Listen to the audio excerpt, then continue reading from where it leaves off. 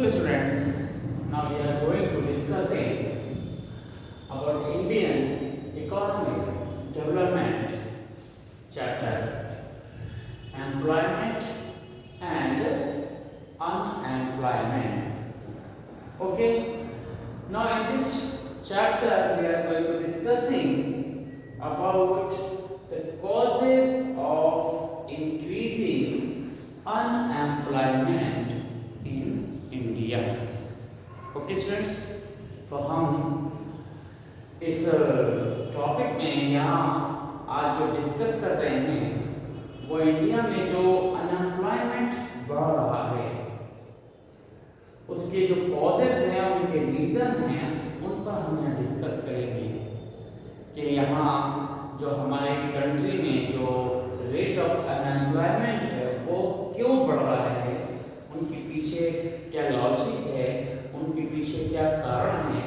तो वो सारी चीज़ें हम यहाँ पर आज डिस्कस करेंगे। तो वो जो डिस्कशन है उसके लिए हमने यहाँ जो पॉइंट्स हैं वो पहले से ही यहाँ हमने मेंशन कर दिए हैं कि इन पॉइंट्स पर जो हम क्या करेंगे, डिस्कस करेंगे, इनको डिस्क्राइब करेंगे और इनके बेस पर आपको ये समझाएंगे कि क्यों हमारे यहाँ जो अनएम्प्लॉयमेंट है वो बढ़ रहा है।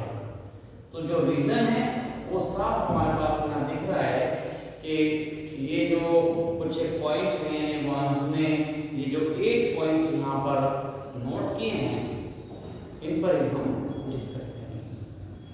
तो जो अनएम्प्लॉयमेंट है यह हमने आपको पहले भी डिस्कस किया था कि हमारे यहाँ जो कंट्री में जो वर्क फोर्स है, वर्क फोर्स का मतलब आप ऐसे समझ सकते हो कि अगर हमारी पॉपुलेशन जो आप एट प्रेजेंट देखते हैं तो 140 करोड़ के आसपास है। तो 140 करोड़ों में आपके पास क्या है, केवल 47 जो लोग हैं आप देख सकते हैं, उन्हीं को आपके पास जो है अनएम्प्लॉयमेंट मिला हुआ है। तो जो 47 करोड़ लोग, 47 करोड़ लोग, उनमें से केवल जो जॉब कर रहे हैं वो इतने लोग हैं। तो ये जो रेशियो हमारे पास आता है, आप देखें कि अगर 140 में 47 की हमने बात की है, अगर उसमें देखें तो कितना ये जो कम परसेंटेज है वो जॉब करने वालों का है, वर्क फोर्स का है, और बाकी जो हमारे पास पॉपुलेशन है वो जो हमारे पास है वो अनएम्प्लॉयमेंट है।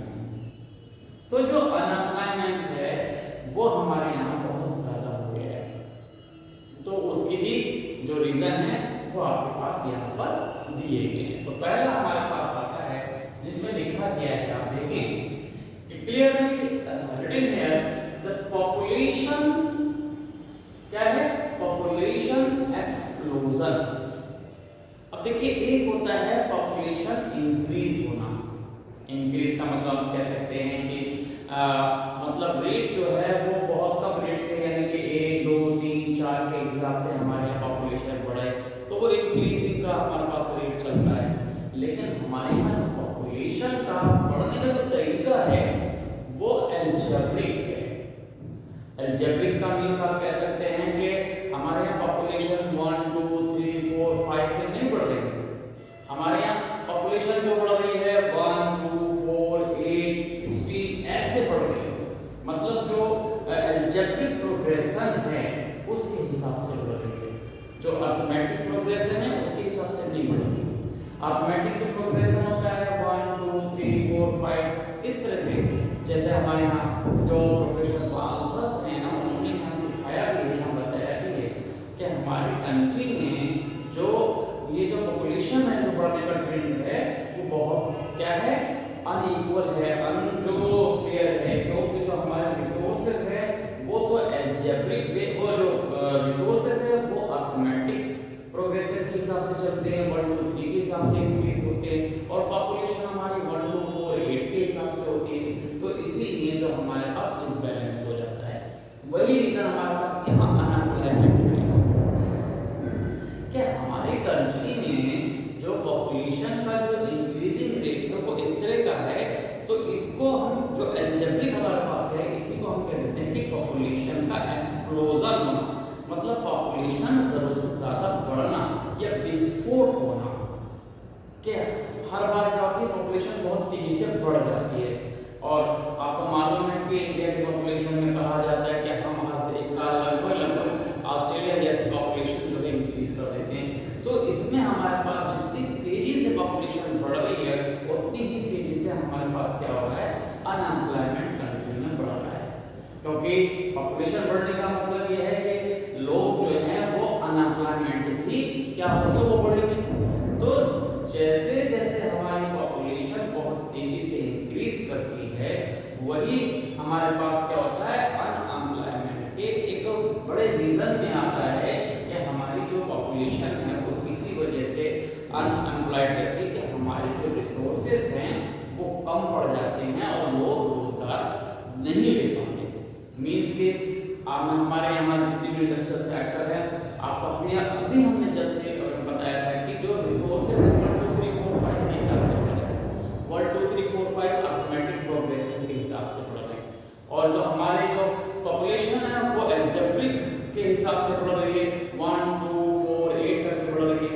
तो पॉपुलेशन बहुत तेज बढ़ रही है और जो हमारे रिसोर्सेज, जो एम्प्लॉयमेंट है वो हमारा नहीं बढ़ पाता, लोगों को रोजगार कम मिल पाता है क्योंकि रिसोर्सेज कम है। इसी वजह से हमारे पास क्या है, पॉपुलेशन बढ़ने से अनएम्प्लॉयमेंट हमारा इंक्रीज हो रहा है।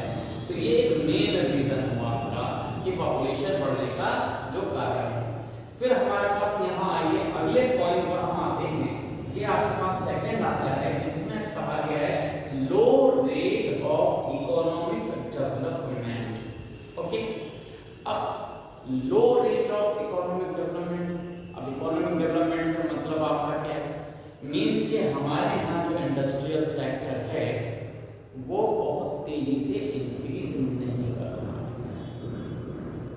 हमारे यहाँ जो इकोनॉमिक डेवलपमेंट की जो ग्रोथ रेट है वो बहुत कम है, जिसकी वजह से हमारे यहाँ जो पॉपुलेशन है वो पॉपुलेशन का एक बड़ा पोर्शन जो कि कैपेबल होते हुए भी एम्प्लॉयमेंट को नहीं ले पाता है।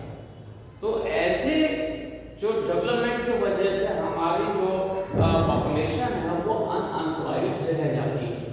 क्या अगर आपके कंट्री में जो इंडस्ट्रियल सेक्टर है वो अगर आपके पास बढ़ जाए, आपका जो सर्विस सेक्टर है वो आपके पास बढ़ जाए, तो हमारे यहाँ पॉपुलेशन का बहुत ज़्यादा सोल्यूशन हो सकता है। लेकिन जो इकोनॉमिक डेवलपमेंट होता है हमारे यहाँ वो रेट ही हमारे यहाँ कम है। उसकी वजह से हमारे यहाँ पर जो इंडस्ट्री, नई इंडस्ट्री नहीं लग पा रही हैं, नए जो इकोनॉमिक डेवलपमेंट के जो सोर्सेज हैं वो नहीं हो पा रहे हैं। तो जिसके वजह से हमारे यहाँ जो पॉपुलेशन होती है उसको एम्प्लॉयमेंट में हम कन्वर्ट नहीं कर पाते। तो इसी वजह से हमारे पास क्या रहता है कि जो हमारी पॉपुलेशन है वो अनएम्प्लॉयड रह जाती है। तो ये एक बड़ा रीजन आपके पास आता है इकोनॉमिक डेवलपमेंट का। हमारे इकोनॉमिक डेवलपमेंट नहीं, चाहे हम किसी भी सेक्टर में आपके पास देख ले, प्राइमरी सेक्टर में देख ले, चाहे सेकेंडरी सेक्टर में देख ले, इंटरसेट सेक्टर में, वहाँ डेवलपमेंट हमारे यहाँ कम है। ओके, तो हमारे यहाँ जो कंस्ट्रक्शंस है, चाहे हमारे पास हम जो इकोनॉमिक डेवलपमेंट में सबसे ज़्यादा इंफ्रास्ट्रक्चर आता है उसमें इतना डेवलपमेंट नहीं आपके पास है। हमारे यहाँ जो ट्रांसपोर्टेशन है उसमें इतना डेवलपमेंट आपके पास नहीं आता है। अपनी एनर्जी के सेक्टर में देखिए वहाँ पर डेवलपमेंट इतना नहीं है। कम्युनिकेशन में भी आपके पास उतना डेवलपमेंट नहीं है, क्योंकि ये जो हमारे पास सोर्सेज हैं ये इकोनॉमिक डेवलपमेंट के मेन सोर्सेज हैं, जिनमें आपके पास क्या आता है, ट्रांसपोर्ट का आता है, आपके पास एनर्जी का आपके पास आता है, कम्युनिकेशन के पास आपका आता है। ओके, इसी के साथ सोशल डेवलपमेंट में आपके पास इकोनॉमी जो एजुकेशन का भी आता है, आपके पास मेडिसिन का भी आपके पास आता है। ये सारे जो सोर्सेज हैं हमारे यहाँ बहुत ज़्यादा इम्प्रूवमेंट उसमें नहीं है, जिसकी वजह से हमारी पॉपुलेशन जो है वो अनएम्प्लॉयड रह जाती है। ओके, उन्हें एम्प्लॉयमेंट नहीं मिल पाता। तो इसी वजह से जो हमारा जो अनएम्प्लॉयमेंट का जो रेट है इंडिया में वो ज़्यादा है। तो ये इसीलिए कहा गया है कि लो रेट ऑफ इकोनॉमिक डेवलपमेंट, या अगर इकोनॉमिक डेवलपमेंट हमारे यहाँ तेज हो जाए तो हम इस प्रॉब्लम को कहीं ना कहीं सॉल्व कर सकते हैं। But due to the lack of economic development or the low rate of the economic development, we still facing the problem of unemployment in India. तो ये जो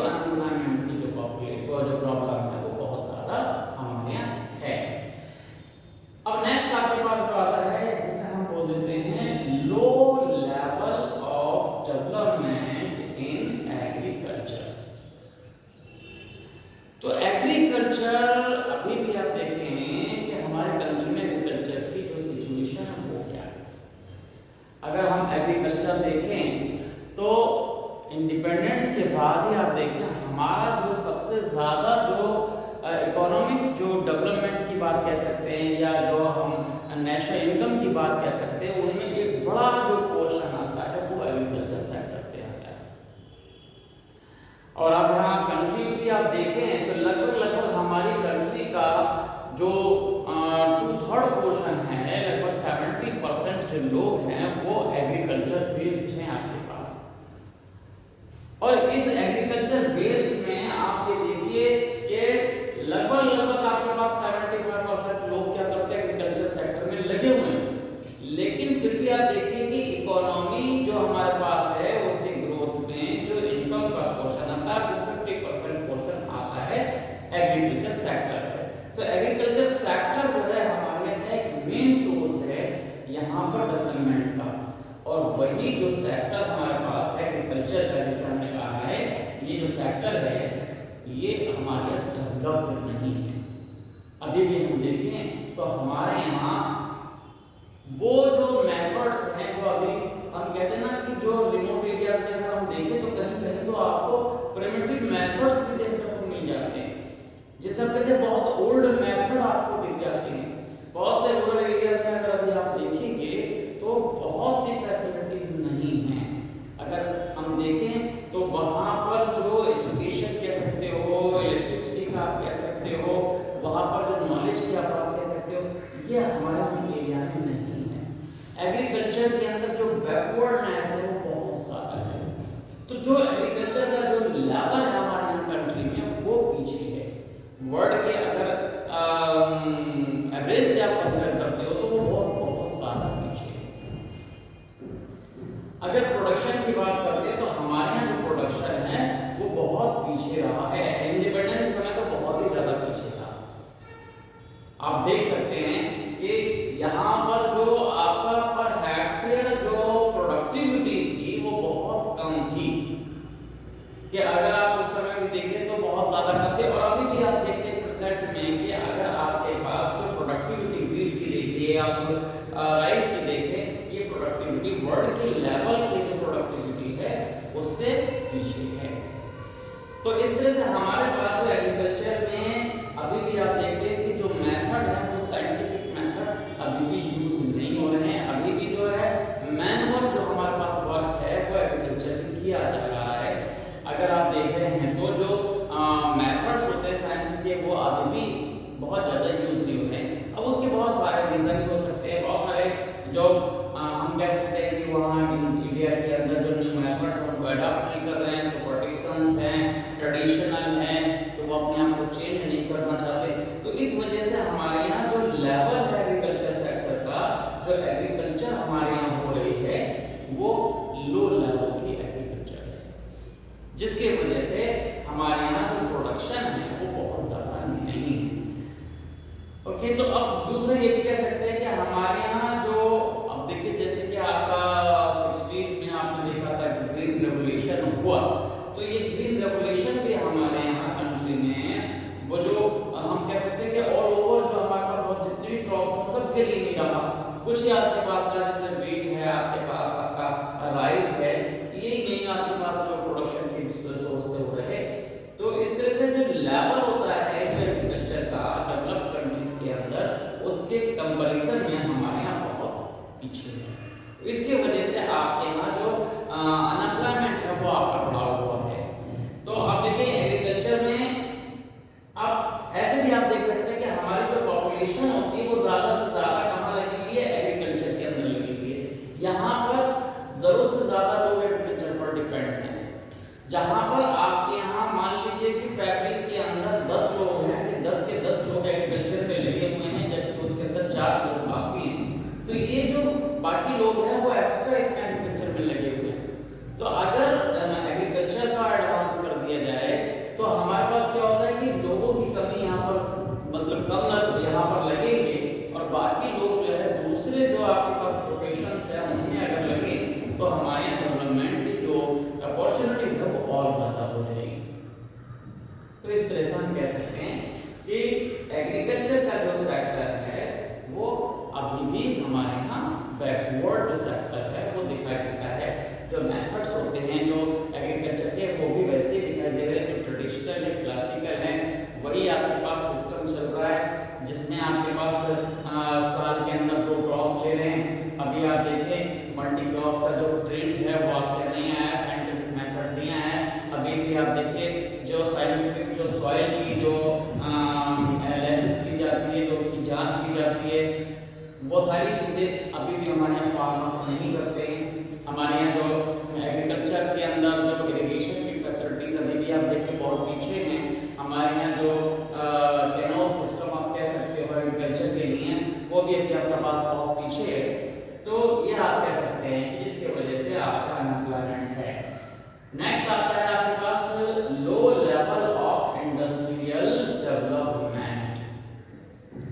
ये जो इंडस्ट्रियल डेवलपमेंट है ये आपका बिल्कुल इसी से रिलेटेड है, जो इकोनॉमिक डेवलपमेंट है उसमें सारी चीजें आ गई थी। और यहाँ हम जब केवल इसको लेंगे लो लेवल ऑफ इंडस्ट्रियल सेक्टर को हम लेते हैं, यानी मैन्युफैक्चरिंग सेक्टर जो हमारे पास क्या होता है सेकेंडरी सेक्टर में आपके पास इंक्लूड किया जाता है, इसकी हम बात करते हैं। तो ये जो सेक्टर है हमारे यहाँ अभी जो है वो यहाँ इतना डेवलप नहीं है। इंडिया के अंदर खासकर हम देखते हैं तो उसका जो लेवल है वो अभी पीछे है। अभी भी हमारे पास जो वर्ल्ड लेवल जो प्रोडक्शन है वो आपके पास उतना नहीं देखने को मिलता। अभी भी हम देखिए हमारी इकोनॉमी जो है वो क्या है इनपुट बेस ज्यादा रहती है। अगर हम इलेक्ट्रॉनिक के फील्ड में देखें तो वो हमारे पास इस तरह से दिखाई देती है। तो जो हमारा डेवलपमेंट होना चाहिए इंडस्ट्रियल सेक्टर का वो हमारे यहाँ नहीं है। तो अगर ये जो इंडस्ट्रियल सेक्टर बढ़े, इसमें स्ट्रेटजीज बने, हमारे यहाँ जो फैक्ट्रीज हैं वो बढ़ जाए, हमारा प्रोडक्शन बढ़ जाए, ज़्यादा से ज़्यादा इंडस्ट्रीज के सेटअप होने पर हमारी जो पॉपुलेशन है, जो हमारे पास लोग हैं वो ज़्यादा से ज़्यादा यहाँ लग सकते हैं और वो एम्प्लॉयमेंट के थ्रू क्या कर सकते हैं, वो अपने कंट्री के अंदर एक्टिव जो डेवलपमेंट के अंदर जो रोल है वो प्ले कर सकते हैं। तो जो इंडस्ट्रियल सेक्टर है हमारे कंट्री के अंदर वो बहुत ज़्यादा इम्प्रूव नहीं है। अभी भी हमारे पास जो इंडस्ट्रियल सेक्टर है वो पीछे की तरफ है। खासकर आप देखते हैं कि जो इलेक्ट्रॉनिक के मामले में भी हम कह सकते हैं कि बहुत पीछे। हालांकि जो कुछ एक हमारे यहाँ डेवलपमेंट हुए थे और वो डेवलपमेंट के बेस पर हमने इंडस्ट्रियल सेक्टर को इम्प्रूव किया, लेकिन जो ये इम्प्रूवमेंट हुआ वो जो हमारी जो ह्यूमन कैपिटल है उसके हिसाब से नहीं हुआ, जिससे कि हमारे यहाँ के लोग जो है अभी भी अनएम्प्लॉयड हैं।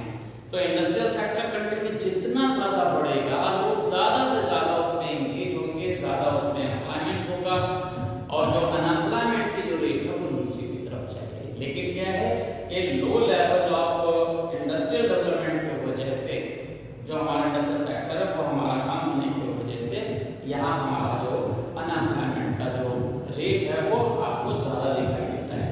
तो ये आपको यहाँ समझ में आ गया। तो ये 4 पॉइंट तो आपके पास ये हो गए कि पॉपुलेशन एक्सप्लोजर, आपका low rate of economic development, low level of development in agriculture और जो लो लेवल ऑफ इंडस्ट्रियल जो डेवलपमेंट है हम उसकी बात करते हैं, ये आपके पास है। अब हम बात करते हैं दूसरे जो हमारे पास मेथड, फिफ्थ मेथड पे आप आ जाएंगे। फिफ्थ मेथड आपका पास क्या कहता है, ये आपके पास रहता है कि lack of vocational and technical education. अब देखिए हमारे यहाँ आज भी जो एजुकेशन का जो सिस्टम है वो ओल्ड सिस्टम है, पुराना सिस्टम है। हम यहाँ ये नहीं कह रहे कि हमारा ये वो सिस्टम है जब हमारे यहाँ ऋषि मुनि हुआ करते थे, वो सिस्टम की अब बात नहीं कर रहे। हम बात कर रहे हैं वो सिस्टम है जो ब्रिटिशर्स के थ्रू दिया गया था, जो लॉर्ड मैकाले ने यहाँ इंट्रोड्यूस किया था, वो सिस्टम हमारे यहाँ भी है। हमारे यहाँ थियोरेटिकली जो है आपके पास जो नॉलेज वो दी जा रही है, या वोकेशनल जो व्यवसायिक आपके पास है, प्रोफेशनल आपके पास एजुकेशन है, वो अभी हमारे यहाँ कम है, उसकी कमी है।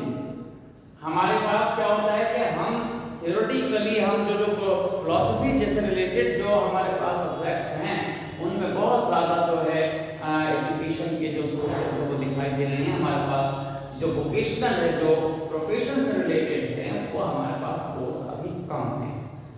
हम यहाँ पर क्या करते हैं, जो बैचलर डिग्रीज हैं, मास्टर डिग्रीज हैं, वो लोगों को मिल जाती हैं। आप देखें ग्रेजुएशन में क्या होता है कि हर व्यक्ति, आप देखिए 2-3 व्यक्ति में देखिए एक आपको ग्रेजुएट मिल जाता है। लेकिन इसमें हमारे पास क्या होता है कि जो वोकेशनलाइजेशन है हमारे, जो वोकेशन जो हमारे पास, जो वोकेशनल जिसे हम बोलते हैं, व्यवसायिक जिसे हम बोलते हैं, टेक्निकल जिसे हम बोलते हैं, वो एजुकेशन कम है हमारे यहाँ। आप देखिए डिप्लोमा, सर्टिफिकेट्स, डिग्रीज, जो इसमें प्रोफेशनल जो डिग्रीज है उनके कोर्सेज कम है हमारे यहाँ। जो आप देखें इंजीनियरिंग के कोर्सेज कम हैं हमारे यहाँ, जो टेक्निकल जो हैंड है उनके हमारे पास कोर्सेज कम हैं। और यहाँ पर क्या होता है कि जो स्टूडेंट्स चाहते हैं, जो पढ़ना चाहते हैं, वो नहीं पढ़ पाते हैं, जिसके वजह से उन्हें क्या होता है कि एक ट्रेडिशनल एजुकेशन की वजह से उनको जो जॉब है वो नहीं मिल पाता है, या जो अपना जो सेल्फ जो एम्प्लॉयमेंट जो क्रिएट है वो यहाँ पर नहीं हो पाता। तो जो वोकेशनल एजुकेशन है और जो टेक्निकल हमारे पास एजुकेशन है उसकी कमी है हमारे यहाँ। अभी भी आप देखें, अगर हम IITs की बात करें तो हमारे यहाँ IITs भी आपके पास कम है। अब हमारे पास 7-8 जो हमारे पास ऐसे बड़े बड़े जो सेंटर हैं, बस वहाँ पर तो आपको जो IITs हैं उनको हमें देखने को मिलते हैं। या अभी आप रिसेंटली कह सकते हैं कि जो आपके प्राइवेट हैं आपके पास, उन्होंने भी शुरू किया है, लेकिन जो हमारी पॉपुलेशन है उसके रेशियो में ये बहुत कम है। अब आप देखिए हर साल जो होता है कि जो पढ़ने वाले स्टूडेंट्स हैं वो कोर्सेज में ज़्यादा एडमिशन चाहते हैं, और वो जो कोर्सेज है वो लिमिटेड आपके पास है। तो क्या होता है कि जो वोकेशनल जो एजुकेशन के जो लोग हैं, स्कॉलर्स हैं, वो तो कम हो पा रहे हैं, और जो उससे दूसरे लोग वो ज़्यादा हो पा रहे हैं। तो कम सोर्सेज के अंदर जो है आपके पास हम कम लोगों को ही इसमें एंगेज कर पाते हैं और बाकी लोग रह जाते हैं, जिसके वजह से हमारे यहाँ जो अनएम्प्लॉयमेंट है वो आपका बढ़ जाता है। तो अगर हमारी कंट्री के अंदर वोकेशनल एजुकेशन हो जाए, ज़्यादा से ज़्यादा जो लोग हैं वो क्या करें, जो प्रोफेशनल जो कोर्सेज है अगर वो करें तो उससे वो अपने सेल्फ एम्प्लॉयमेंट को बढ़ा सकते हैं, जो अपनी इंडिपेंडेंसी है वो खुद अपने ऊपर ले सकते हैं, दूसरे पर नहीं जाएंगे। तो इस तरह से हमारे पास क्या होता है कि वोकेशनल और टेक्निकल सेम बात है कि अगर टेक्निकल हमारे पास हैंड होता है तो पर्सन खुद कर सकता है, वर्क खुद कर सकता है। टेक्निकल हैंड नहीं है तो वो दूसरे का ही सहारा देगा। अगर टेक्निकल हैंड होगा तो वो खुद अपनी वर्कशॉप लगाएगा, और टेक्निकल हैंड नहीं होगा तो वो दूसरे पर डिपेंड रहेगा। तो इस तरह से हमारे पास क्या होता है कि अगर कंट्री में वोकेशनलाइजेशन हो जाए, कंट्री में ज़्यादा से ज़्यादा जो एजुकेशन है वो वोकेशनल जो एजुकेशन हो जाए, प्रोफेशनल हो जाए, व्यवसायिक हो जाए, हमारे यहाँ ज़्यादा से ज़्यादा लोग इस एजुकेशन की तरफ बढ़ जाएं, चाहे वो एग्रीकल्चर सेक्टर में हो, चाहे वो सेकेंडरी सेक्टर के अंदर हो आपके पास। अगर इस तरह के वोकेशनल कोर्सेज ज़्यादा होंगे तो ज़्यादा एजुकेशन उसी में आपके पास आ जाएगी, और टेक्निकल एजुकेशन होने से जो रेट आपका एम्प्लॉयमेंट का है वो आपका बढ़ेगा, और अनएम्प्लॉयमेंट जो है वो कम हो जाएगा। तो इसके वजह से हम कह सकते हैं कि अगर वोकेशनल और टेक्निकल एजुकेशन हमारे यहाँ हो तो अनएम्प्लॉयमेंट जो है आपका वो डिक्रीज हो सकता है, कम हो सकता है। ओके, ये आपको समझ में आ गया। अब इसके बाद हमारे पास आता है जिसे हम बोलते हैं लो लेवल ऑफ कैपिटल फॉर्मेशन। ये जो हमारे पास मेन वर्ड जो हमारे पास आता है जिसे हम बोलते हैं कैपिटल फॉर्मेशन। ये जो कैपिटल फॉर्मेशन है ये हमारे काम है। कैपिटल फॉर्मेशन का मतलब ये आप कह सकते हैं स्ट्रेटजी मेकर कह सकते हैं, हमारे यहाँ प्लानर्स कह सकते हैं, हमारे यहाँ साइंटिस्ट कह सकते हैं, इंजीनियर्स कह सकते हैं, हम यहाँ पर प्रोफेसर्स कह सकते हैं। हमारी कंट्री में ये कम है, और इसी की वजह से हमारे यहाँ क्या होता है और कैपिटल फॉर्मेशन नहीं हो पाता, ज़्यादा से ज़्यादा लोग कन्वर्ट नहीं हो पाते। तो अगर कंट्री में जो कैपिटल फॉर्मेशन अगर कम है तो नेचुरली है कि कंट्री के जो रिसोर्सेज हैं उनको भी यूज करने वाले कम होंगे। तो जितना कैपिटल फॉर्मेशन कम है, जितना भी कैपिटल फॉर्मेशन कम होगा, उतना ही कंट्री का जो रिसोर्सेज है वो यूज नहीं होगा। तो अगर आपके यहाँ ज़्यादा से ज़्यादा अगर साइंटिस्ट हैं तो ज़्यादा साइंटिस्ट है तो ज़्यादा साइंटिफिक जो रिसर्च है साइंस के फील्ड के अंदर डेवलपमेंट होगा। डॉक्टर्स है तो डॉक्टर्स बढ़ेंगे, इंजीनियर्स है तो इंजीनियर्स बढ़ेंगे, और कंट्री का जो स्ट्रक्चर है वो अपने आप डेवलप होगा। और अगर एजुकेशन है तो एजुकेशन आपकी बढ़ेगी, और अगर आपके पास मेडिकल में डॉक्टर्स हैं तो कंट्री की हेल्थ अच्छी होगी। तो उसकी वजह से हमारे पास कंट्री के अंदर जो है एम्प्लॉयमेंट भी अपने आप बढ़ेगा। जितने ज़्यादा कैपिटल फॉर्मेशन होगा उतनी ज़्यादा अच्छी स्ट्रेटजीज बनेगी और जॉब अपॉर्चुनिटी उतनी ही ज़्यादा क्रिएट हो जाएगी। तो जितनी ज़्यादा अपॉर्चुनिटीज होंगी उतना ही आपके पास कंट्री में जो एम्प्लॉयमेंट का जो लेवल है वो बढ़ेगा। लेकिन वो इसी वजह से नहीं बढ़ पा रहा है कि हमारी कंट्री के अंदर जो कैपिटल फॉर्मेशन है, मतलब जो एक्सपर्ट्स हैं वो कम हो पाते हैं। हमारे स्ट्रेटजी मेकर्स हैं, प्लानर्स हैं, वो हमारे पास कम हो पाते हैं। इसके वजह से हमारे यहाँ जो एम्प्लॉयमेंट का जो लेवल है वो कम रहता है। वो जो हमारे पास जो अनएम्प्लॉयमेंट है वो बढ़ जाता है और एम्प्लॉयमेंट का कम हो जाता है। तो इस तरह से हम कह सकते हैं कि अगर अनएम्प्लॉयमेंट की कंडीशन को अगर इम्प्रूव करनी है तो नेचुरली क्या हमारी कंट्री में जो कैपिटल फॉर्मेशन है इस पर बहुत ज़्यादा फोकस करना होगा और वो बढ़ना होगा। तो जितना ज़्यादा कैपिटल फॉर्मेशन कंट्री में होगा उतनी ही आपके पास जो एम्प्लॉयमेंट अपॉर्चुनिटीज है वो बढ़ जाएंगी और अनएम्प्लॉयमेंट की कंडीशन वो सॉल्व हो जाएगी, वो दूर हो जाएगी। अब इसके बाद आपके पास आता है जिसे हम बोलते हैं इमोबिलिटी ऑफ लेबर। अब इमोबिलिटी ऑफ लेबर का मीन्स क्या आप समझ लीजिए कि जो लेबर है हमारे यहाँ, जो वर्किंग जो हमारे पास करने का जो लोगों का पैटर्न है वो आपके पास किस तरह से रहता है कि लोग जो वर्क करना चाहते हैं वो क्या करते हैं, एक अपने जहां वो रह रहे हैं उसी को वो सेंट्रलाइज किए हुए। मतलब अगर लोग हैं एक जगह रह रहे हैं और वहीं आसपास अपने जॉब करना चाहते हैं।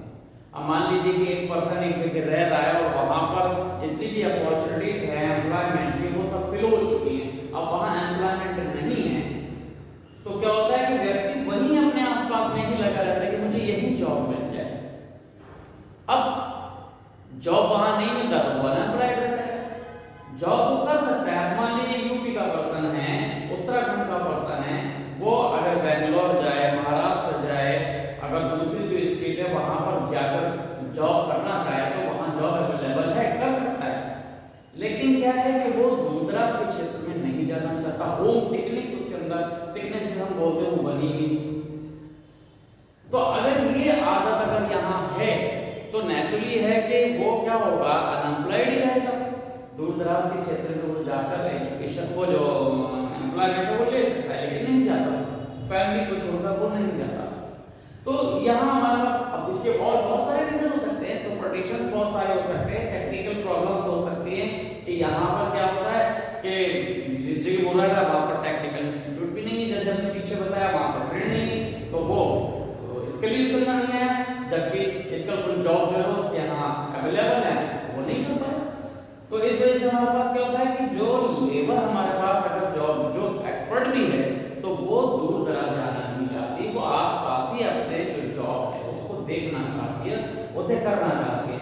इसी की वजह से हमारे पास क्या होता है कि कंट्री में जो अनएम्प्लॉयमेंट है वो आपके पास बढ़ जाता है। कि लोग क्या करते हैं, अगर मान लीजिए कि अगर वो उत्तराखंड के हैं तो वो उत्तराखंड के आसपास ही उत्तराखंड जो आपके पास है वहीं रहना चाहते हैं, यूपी के हैं तो वो यूपी से बाहर नहीं जाना चाहते। तो इस वजह से क्या होता है कि कंट्री के अंदर जो मोबिलिटी है जो लेबर की वो बढ़ी रहती है, तो इससे लोगों को जो एम्प्लॉयमेंट है जो मिल रहा है वो भी वो नहीं मिलते हैं। इसके वजह से हमारी कंट्री के अंदर जो अनएम्प्लॉयमेंट की कंडीशन है वो बनी रहती है। तो ये आपको समझ में आ गया। तो इस तरह से हम ये कह सकते हैं कि जो अनएम्प्लॉयमेंट की कंडीशन है वो यहाँ रहेगी, इसकी वजह से इमूवेबिलिटी ऑफ लेबर की वजह से कि लोग दूर नहीं जाना चाहते, अपनी जगह ही वो जॉब करना चाहते हैं, जिसकी वजह से ये कंडीशंस मिल जाती हैं। नेक्स्ट आपके पास आता है जिसे हम बोलते हैं जॉइंट फैमिली सिस्टम। ये ट्रेडिशनल सिस्टम है। हमारी जॉइंट फैमिली जो हमारे पास है, क्लासिकल फैमिली स्ट्रक्चर है, जो जॉइंट फैमिली का सिस्टम है, ये भी एक बड़ा हिंड्रेंस है हमारे अनएम्प्लॉयमेंट के इंक्रीज होने में। क्योंकि जॉइंट फैमिली में क्या होता है कि लोग एक दूसरे पर डिपेंड ज़्यादा रहते हैं, सेल्फ डिपेंड नहीं हो पाते। अगर फैमिली में 4 मेंबर हैं या 5 मेंबर हैं, तो अगर उनमें से एक व्यक्ति या 2 व्यक्ति जॉब कर रहा है, तो बाकी जो लोग हैं वो जो अपने आप जो उनके जो एक्सपर्ट्स जो कैसे क्या कह सकते हैं कि वो उन पर ही डिपेंड हो जाते हैं। अपने जो एफिशिएंसी है, जिसे हम बोलते हैं एफिशिएंसी का, वो यूज नहीं कर पाते। जो एफर्ट्स होते हैं, जो एफर्ट्स की बात करते हैं कि वो एफर्ट्स जो है पूरे नहीं कर पाते, उनके अंदर वो क्या करते हैं, कमी कर देते हैं, जिससे कि उन्हें जॉब नहीं मिल पाता है। कि अगर मान लीजिए एक भाई उनका जॉब पर है, तो बाकी जो है दूसरे लोग जो है वो उतने ज़्यादा एफर्ट नहीं करते, और क्या होता है वो उन्हीं पर डिपेंड हो जाते हैं और अनएम्प्लॉयमेंट बढ़ जाता है। तो अगर ये जॉइंट फैमिली सिस्टम ना हो, अगर यहाँ पर क्या हो जाए कि जो न्यूक्लियर सिस्टम, जो न्यूक्लियर फैमिली है, जो एकल फैमिली है, ये जो आपके पास सिंगल, जो हमारे पास है, जो सिंगल फैमिली जो सिस्टम है, इसमें क्या होगा कि जो इंडिपेंडेंट होने की टेंडेंसी उसके अंदर ज़्यादा रहती है, कि वो खुद कमाएं, खुद खाएंगे, खुद जॉब करेंगे, खुद वर्किंग करेंगे। तो यही रीज़न है कि आप देखिए जॉइंट फैमिली के अंदर जो अनएम्प्लॉयमेंट जो है वो ज़्यादा देखने को मिलता है, और जहाँ पर जो क्या है न्यूक्लियर फैमिलीज हैं, जहाँ पर वो सिंगल सिंगल लोग अपने मतलब रह रहे हैं, एकल फैमिलीज जहाँ पर है वहाँ पर वो जॉब कर रहे हैं। तो उससे क्या हो रहा है कि ऐसे जॉइंट सिस्टम के अंदर जो है कंट्री का जो अनएम्प्लॉयमेंट का जो लेवल है वो हमारे पास बढ़ता हुआ दिखता है। तो एक जो ट्रेडिशनल सिस्टम है हमारे पास जॉइंट फैमिली का, इसके वजह से हमारी कंट्री के अंदर जो अनएम्प्लॉयमेंट जो है वो आपको दिखाई देता है। तो जॉइंट फैमिली सिस्टम भी रिस्पॉन्सिबल है हमारे अनएम्प्लॉयमेंट के लिए। जॉइंट सिस्टम जो है वो सेल्फ जो एफर्ट्स को है वो कम कर देता है, जिससे कि जो लोग जो हैं वो अनएम्प्लॉयड रह जाते हैं। ओके, तो इस तरह से हमारे पास ये कोई हमने एक जो पॉइंट यहाँ डिस्कस किए हैं अनएम्प्लॉयमेंट के जो रीजन है, तो ये आपको समझ में आ रहे हैं। अब अगला जो है हम